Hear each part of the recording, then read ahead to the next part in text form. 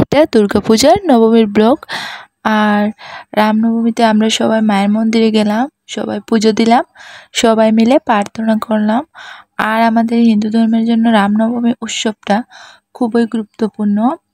বসন্তকালে চৈত্র নবরাত্রিতে নবম দিনে দেশের বিভিন্ন প্রান্তে রামনবমী পালন করা হয়।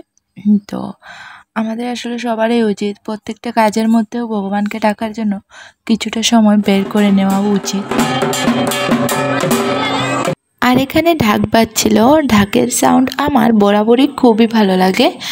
আর এখানে সন্ধ্যার পরে আরতি হচ্ছিল, আর আরতিতে এত লোকজন ছিল যে আমরা সামনে আর যেতেই পারি নাই, তাই আরতির কোনো ক্লিপ নিতে পারিনি। আর এবারের পুজোর ডেকোরেশনটাও ছিল ভীষণ সুন্দর। সাংস্কৃতিক অনুষ্ঠান হচ্ছিল, বাইরে থেকে শিল্পীরা এসেছিলেন গান গাওয়ার জন্য।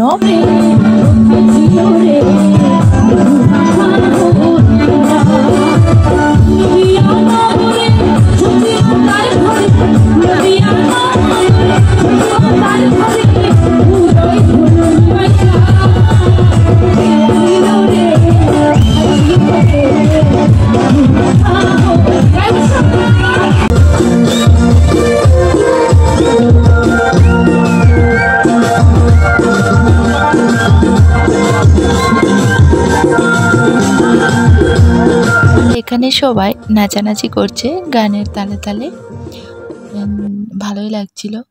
দেন এই যে ভোগের প্রসাদ ছিল, আমরা এই ভোগের প্রসাদ খেলাম, আর প্রসাদটাও ছিল ভীষণই মজা। আর এটা হচ্ছে পরের দিন দশমীর দিনের কিছু ক্লিপ।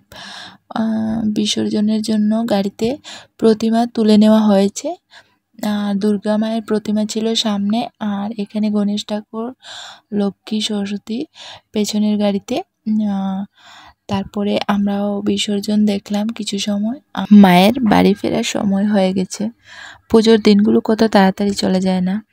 সবাইকে ভালো রেখো মা। অ্যাকচুয়ালি বিদায় শব্দটাই মনটাকে অনেক ভারী করে দেয়। আসছে বছর আবার দেখা হবে মা। আর এই যে দেখুন দুর্গার প্রতিমা। আর অনেক মানুষ ছিল বিসর্জনের দিনে। প্রতিমা বিসর্জনের জন্য সবাই গাড়ির পেছনেই যাচ্ছিল, আমরাও কিছু দূর গেলাম, যাওয়ার পরে দেন ব্যাক করলাম। আর ব্যাক করলাম বলতে মেলা দেখার জন্য। আর এখানে কিছু মেলাও ছিল। আর ছোটোবেলা থেকে আমার মেলা খুব পছন্দের।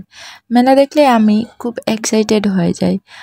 আর মেলা মানে আমার কাছে খাওয়া দাওয়া, জিলাপি থেকে শুরু করে আইসক্রিম, ঝালমুড়ি কোনোটাই বাদ যাবে।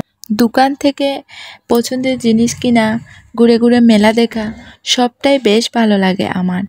আর এছাড়া ফুচকা তো মাস্ট থাকবেই, বাট ওই দিন খাইনি কারণ ওই দিন ছিল সোমবার, আর আমাদের ওই দিন নিরামিষ থাকে। অ্যাকচুয়ালি মেলাতে গেলে ছোটোবেলার কথা মনে পড়ে। মেলা কেমন যেন আমার বাচ্চাবেলাটা আবার ফিরিয়ে দেয়। আর যদি ভিডিওটি ভালো লাগে তাহলে লাইক কমেন্ট করে সাথেই থাকবেন।